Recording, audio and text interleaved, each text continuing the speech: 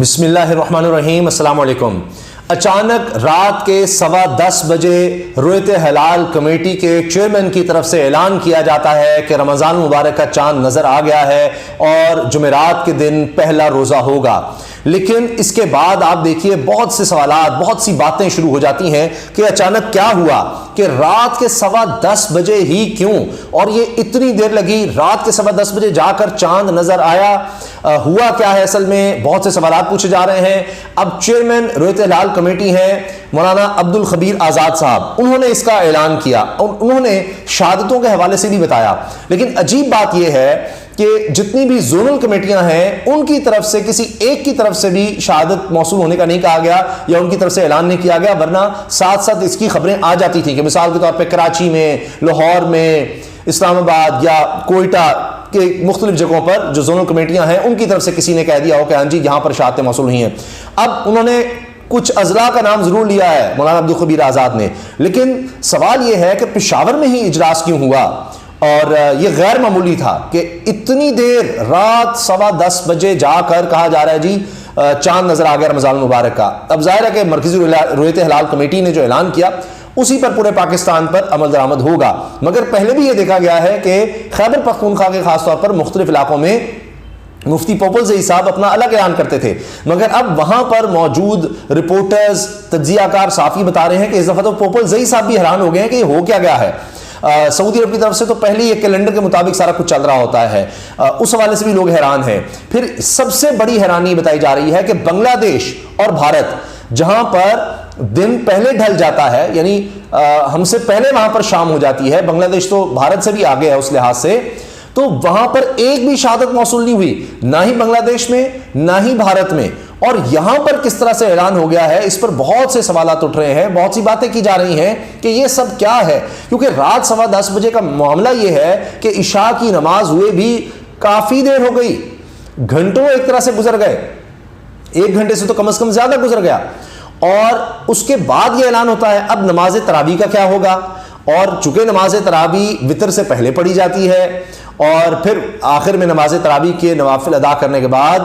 آپ یہ دیکھیں کہ اس کے بعد وتر کی نماز پڑھ کر دعا کی جاتی ہے مساجد میں۔ اب کیا ہوگا؟ مساجد دوبارہ کھلوائی جائیں گی، نماز کا کس طرح سے ہوگا، یا سب کو خود ہی انفرادی طور پر تراویح پڑھنا ہوگی؟ تو اب ظاہر ہے اس پر علماء حضرات بہتر روشنی ڈال سکتے ہیں، لیکن یہ ایک معاملہ تو ہوا اور اتنی دیر تک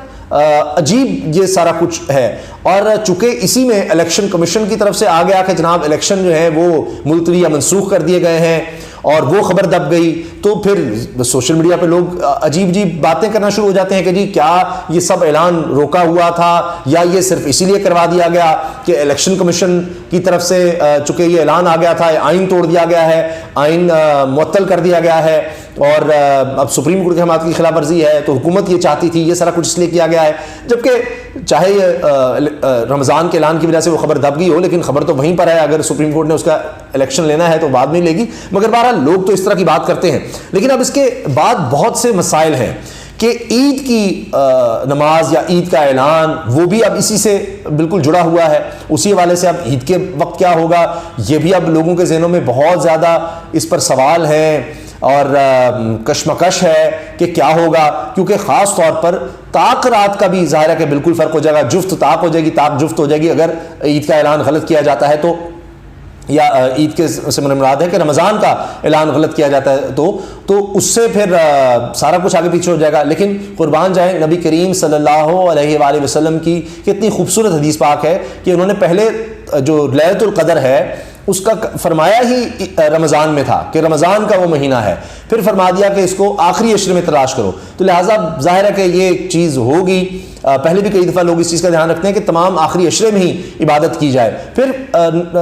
ہمیں یہ سبق ملتا ہے کہ جی طاق راتوں میں تلاش کرو حدیث میں۔ تو اب ظاہر ہے کہ وہ ایک اب علماء اس پر بات کر سکتے ہیں، لیکن لوگوں کے دلوں میں تو ظاہر ہے پریشانی آ جاتی ہے، تو بہتر یہ ہے کہ پھر تمام عشرہ ہی، تمام آخری 10 راتیں ہی عبادت میں گزاری جائیں تاکہ جو بھی ہو لیلۃ القدر کی رات کو پایا جا سکے، اور اس میں ظاہر ہے کہ جو لوگ اعتکاف بیٹھیں گے ان کو یہ زیادہ سہولت رہتی ہے کہ وہ پورا آخری عشرہ زیادہ توجہ سے عبادت کر سکتے ہیں، تو اس میں بھی ظاہر ہے آگے پیچھے ہو سکتا ہے خدا نہ خواستہ۔ تو اب جو بھی مرکزی رؤیت ہلال کمیٹی کا اعلان ہوگا اس کو ماننا پڑے گا، اور اگر کوئی غلط کرتا ہے، جان بوجھ کر غلط کرتا ہے، تو پھر گناہ اس کے سر ہی ہوگا، باقی لوگوں پر نہیں، وہ تو اس کو فالو کریں گے۔ مگر اب ظاہر ہے پہلا اشرہ، دوسرا اشرہ، تیسرا اشرہ، اس میں بھی پھر وہ مسائل آ جاتے ہیں اگر غلط اعلان ہو۔ اب لوگ چاند دیکھیں گے تو اب مسئلہ یہ ہے کہ شہروں میں اتنی آلودگی ہے کہ کسی کو چاند اس طرح نظر نہیں آ پاتا، لیکن اس سے اندازہ ہو جاتا ہے کہ یہ پہلے دن کا ہے، دوسرے دن کا ہے۔ جو تھوڑی بہت اس کی سمجھ رکھتے ہیں، بزرگ ہیں، وہ اس بارے میں بتا دیتے ہیں۔ اب فواد چودھری صاحب سائنس اور ٹیکنالوجی کے وزیر ہیں، تب ان کی علماء سے بہت زیادہ بحث ہو جاتی تھی۔ وہ کہتے تھے کہ جی پہلے ہی اعلان کر دیا جائے، پتہ ہے کہ کب رؤیت ہوگی، کس وقت چاند کس ایریا میں نظر آئے گا، یا کیا اس کی کیفیت ہوگی، تو اس حساب سے اب کیلنڈر بنا لیا جائے، ساری دنیا میں ہوتا ہے۔ انہوں نے یہ بات کی، جبکہ علماء حضرات کہتے ہیں نہیں، دیکھ کر ہی اعلان ہونا چاہیے، اور تمام علماء کی اکثریت جو ہے وہ اسی بات پر ہے کہ دیکھ کر اعلان کرنا ہوگا۔ تو بہرحال وہ ایک معاملہ اب ظاہر ہے دوبارہ شاید سر اٹھا لے، دوبارہ بحث شروع ہو جائے۔ اب جس طرح سے میں نے عرض کیا کہ پہلے تو مفتی منیب الرحمان صاحب ہوتے تھے، لوگ بڑی تنقید کرتے تھے، بڑی باتیں کرتے تھے۔ اب مولانا عبدالخبیر آزاد صاحب ہیں، وہ بھی پشاور گئے ہیں، شاید پشاور جانے کا معاملہ یہی ہو کہ جی وہ پشاور سے یا مفتی پوپل زئی صاحب الگ اعلان کر دیتے تھے، تو ان کو ساتھ شامل کرنے کے لیے تو اس طرح سے ہوا ہے۔ لیکن یہ لگتا ہے کہ بحث اتنی جلدی ختم نہیں ہوگی، لوگوں کے خدشات اور تحفظات جو ہیں وہ آسانی سے دور نہیں ہوں گے۔ اور اب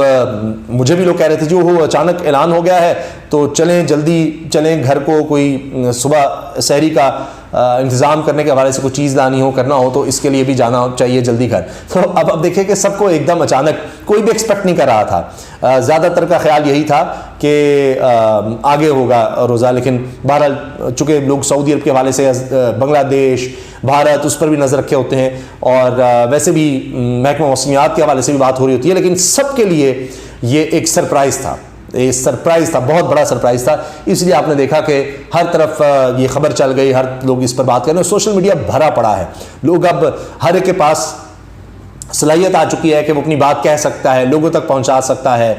تو اب وہاں تو یہ بات ہو ہی رہی ہے۔ تو اب دیکھتے ہیں کہ کیا ہوتا ہے، یا ان تحفظات کے حوالے سے اب کوئی بات ہوتی ہے نہیں ہوتی، یا ایک یہ جو کنٹروورسی ہے یہ کنٹروورسی ہی رہتی ہے، اس کو دبا دیا جاتا ہے۔ مگر ظاہر ہے کہ لوگوں کے ذہنوں میں بہت سے سوال رہیں گے۔ اور یہ تو ابھی جب صرف یہ بات سامنے آئی تھی کہ پشاور میں رؤیت ہلال کمیٹی کا اجلاس ہوگا، اسی وقت ایک بہت بڑی کنٹروورسی سامنے آ گئی تھی سوشل میڈیا پر، کہ جو مینیو سامنے آ گیا تھا کہ 100 لوگوں کا مثال کے طور پر VVIP مینیو یہ ہوگا، پھر فلاں لوگ جو ہیں ان کے لیے چائے کا یہ مینیو ہوگا، یہ مینیو ہوگا۔ تو اس کے بعد پھر جب یہ سوشل میڈیا پہ بہت زیادہ ڈسکشن شروع ہو گئی، بہت زیادہ بات ہوئی، تنقید ہوئی، تو وہ سارا کچھ مینیو بھی سارا کچھ واپس ہو گیا، اور کہا کہ جی ہم تو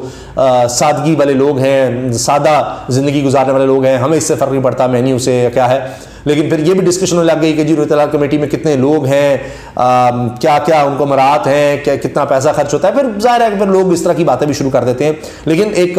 مذہبی حوالے سے ظاہر ہے رمضان المبارک کی اتنی اہمیت، اتنی اس سے عقیدت، اس کے اتنے فضائل ہیں، اتنی برکتیں ہیں کہ تمام مسلمان جن کے لیے کہہ دیا گیا دین میں کہ روزہ رکھنا فرض ہے، تو وہ انتظار بھی ہوتا ہے اس کی اتنی برکتیں، دعاؤں کی قبولیت، اور ہر عمل کئی گنا زیادہ۔ تو آپ سب کو رمضان المبارک کی بہت بہت مبارکباد، دعاؤں میں یاد رکھیے گا۔ اللہ تعالیٰ پاکستان کو اور پاکستان میں رہنے والوں کو، پورے عالم اسلام کو، تمام مسلمانوں کو اپنے حفظ و امان میں رکھے، اور رمضان کے روزے ہمیں صحیح طرح رکھنے کی توفیق دے، اور اس کی برکتیں سمیٹنے کی اللہ تعالیٰ توفیق دے۔ خاص طور پر لیلۃ القدر جو ہے وہ ہمیں نصیب فرمائے، کیونکہ بہت برکتوں والا مہینہ ہے، اور باقی معاملات تو ظاہر ہے ساتھ ساتھ ہیں ہی، لیکن جو اس وقت پاکستان کے حالات ہیں، یقین جانے کہ بہت زیادہ بحران ہے، ہر طرح کے بحران ہیں، تو لہٰذا یہ رمضان المبارک ہمارے لیے بہت ہی اہم ہے، برکتوں، رحمتوں، مغفرت کا مہینہ۔ تو ان میں دعاؤں میں یقیناً اس کے باسیوں کو، اپنے وطن کے باسیوں کو ضرور دعاؤں میں یاد رکھیے گا، سب کو یاد رکھیے گا، کیونکہ حالات بہت زیادہ مشکل ہیں، میں آپ سے عرض کر رہا ہوں، اور آنے والے دن اور زیادہ مشکل نظر آ رہے ہیں، لہٰذا ہمیں دعاؤں کی بہت ضرورت ہے۔ اللہ حافظ۔